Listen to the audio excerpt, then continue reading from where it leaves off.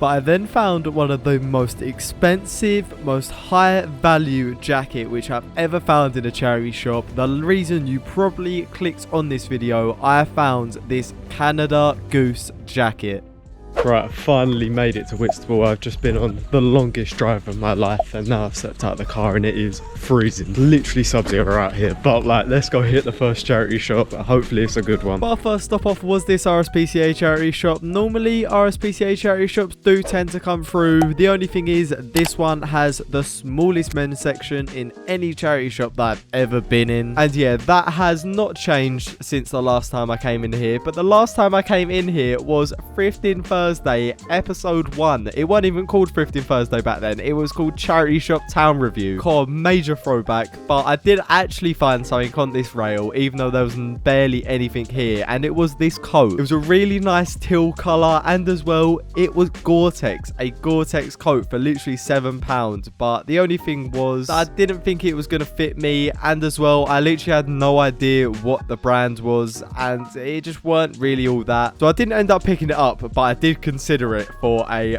very, very long time. They also had quite a lot of art in this charity shop. Like, they had this big painting that's on the floor. I thought it was quite sick. It was about £100 though. But I ended up heading out of there and headed into what I think is a brand new vintage shop on Whitstable High Street. Well, at least I've never noticed it before, and I've only just noticed on the door they had a North Face puffer jacket. I don't know how I did not notice that, because my face was literally an inch away from it. It looks like a women's one though. At least I'm gonna tell myself that. But I then found one of the most expensive, most high value jacket which I've ever found in a charity shop. The reason you probably clicked on this video, I found this Canada Goose Jacket. This jacket was so nice, it was so thick, and as well, it was literally only £30. But I quickly just looked through the rest of the rail and I found this Dickies Workwear jacket which was literally only £10. This Workwear jacket is so sick. There wasn't really anything else on the rail. There's a Barber jacket, but that was about it. So I headed back to go look at the Canada Goose Jacket one more time. I was just looking all over the coat, trying to see if I could like authenticate it in some way. Like, I was looking all at the tags, looking at all of the stitching, looking all around, looking at everything, really trying to see what the quality of this jacket was like. I weren't convinced, I can't lie. The jacket didn't look very legit. I thought though, I'll give it a try on. You never know, it might fit me and I might just pick it up, because it'd be crazy not to. You can see the shock I'm in. Like, I can't believe it. I can't believe it. Yeah, I kept looking through the jacket. I was just looking for literally any tags, anything like that that could really kind of authenticate it. And to be honest, I came to the conclusion that it was 100% fake. The tag on the jacket was like somewhat of Velcro. The inner tag, which is normally down the bottom, which normally should have like a little pocket almost, just didn't exist. It literally had one small black tag which had no writing on it. The badge as well looked like it had been shrunk. The letters were really tight together. The stitching looked awful. I knew it was a fake. I come to the quick conclusion that it was. But I ended up heading out of there with the Dickies jacket and heading down to the Red Cross shop, which I was well gassed to go in, and then I found out it was shut. I was a little bit disappointed, I can't lie. I was going to get my thumbnail in there, and as well, that charity shop's kind of weird. It's almost like a renovated house, like where all the men's stuff is. It's like a conservatory. It's well cool. But not to worry, the Demelza charity shop was open a little further on down the high street. They had this kind of like tote bag, which I feel like I've seen these on Depop and places like that. Like, they got a little bit Y2K kind of vibes-ish. It was only like £15 as well, and it was brand new, but I literally had no clue if it was that or I just imagining something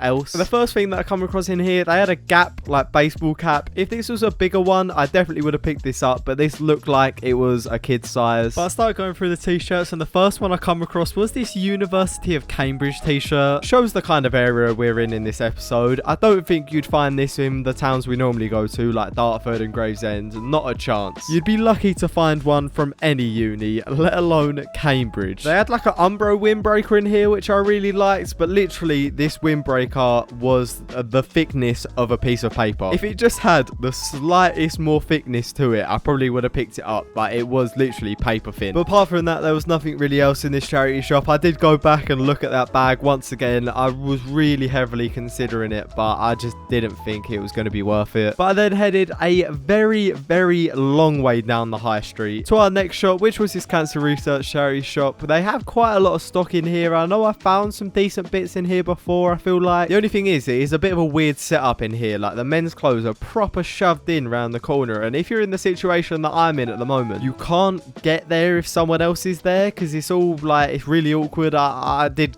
give up in waiting though. I did just try and squeeze in. But the first thing I come across was this Quicksilver T-shirt, which was pretty cool. Like, looking back at it now, probably should have bought it, but at the time I weren't really feeling it. Quicksilver's taken a little bit of a return as well recently, in it like that. It's become a bit more trendy. Who knows why? Quicksilver back in the day, I don't think it weren't really rated, was it? I then found this LeShark coat, which I really liked. The only thing was, I think it was just way too big, and I think this is only the second ever LeShark coat I've ever found. The other one was in Maidstone. It was like a puffer jacket. It was a blue and a grey. It was so nice. I massively regret not picking that up. I then found another Umbro jacket. This was so nice. It was almost like a trench coat, but it was a size extra large, and as well it gave me massive Sports Directs vibes. If anyone remembers as well that Adidas fleece which I got a couple weeks ago, everyone was saying that gave them Sports Directs vibes on TikTok. I do kind of see where they're coming from, to be fair. But I then headed down to our next charity shop, which was this Pilgrim's Hospice, which I found this coat. I literally have no clue what it is. I've never seen this brand before. I think it's probably a bit more of a vintage brand. I really did like it though, but it was about £17 or £15, and that's what put me off. I also found this cream coat which I really liked, but the only thing was, I think it was well expensive, like the other coat that we saw. I then thought I'd found a vintage Star Wars t-shirt over in the t-shirt section, but no, it was Shed Wars. It was an Old Guys Rules t-shirt, but to be fair to Old Guys Rules, they do really put out some good t-shirt designs. But I then found this Fox Racing like zip up. I did quite like this. I thought it was kind of cool, but once again I think it was about £10, which I thought was a bit pricey for it, because it was nice, but I wouldn't say it was £10 kind of nice. I then found this as well, which I thought was quite interesting, a hat and jacket combo. I think it was from some like golf tournament or like rugby tournament or something like that. Thought it was interesting. Not a little bit of me, but I headed out of there and probably walked around for a good 10 minutes trying to find this Sue Ryder charity shop. I don't know why it took me so long. I probably walked past it 3 times. I then tried to get a thumbnail in here. However, as you can see, it did flop a little bit. The image is a little bit skewed, you could say. But then I started going through the clothes. I didn't really show you that well, but that first jumper that had all the thing down the sleeve was a mitre jumper. I thought that was really sick. Thought that was interesting. Never knew mitre made clothes. Found a pair of Nike jogging bottoms as well, but they were pretty average, and as well it was just from like a random football team or like a local football team. Then started going through the coats and the jackets and everything like that, and I